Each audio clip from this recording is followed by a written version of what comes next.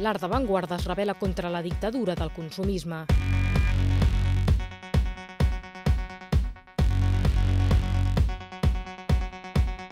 En un temps marcat per una profunda crisi econòmica a nivell mundial i per les festes de Nadal, en una de les èpoques de l'any que més es consumeix, la nova edició del BAC crida a rebel·lar-se contra el consumisme desmesurat i els dictats de la moda a través d'un art de guerrilla.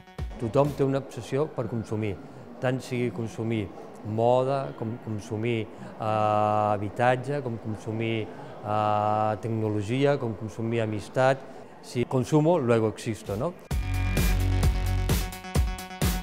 L'exposició llança dures crítiques sobre la societat en què vivim, sobre els models de bellesa perfecta i els estils de vida que ens imposen els mitjans de comunicació, el cinema i la publicitat, i que acaben esclavitzant les persones.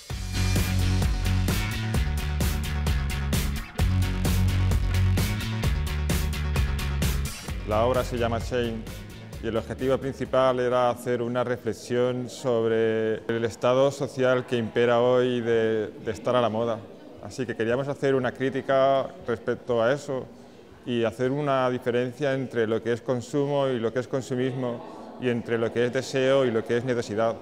Y por eso usamos como base los carros de la compra y sobre él hemos grabado logos míticos de marcas de primeras líneas, pero con un pequeño cambio, dándole otro significado a la marca.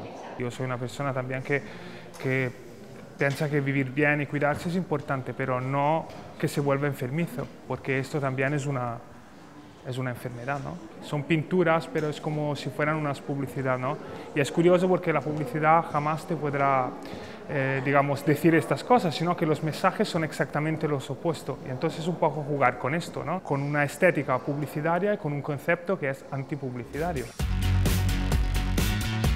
La novena edició del BAC arriba disposada a buscar respostes, generar debat i provocar la reflexió sobre els fenòmens de la moda i el consum en la nostra societat.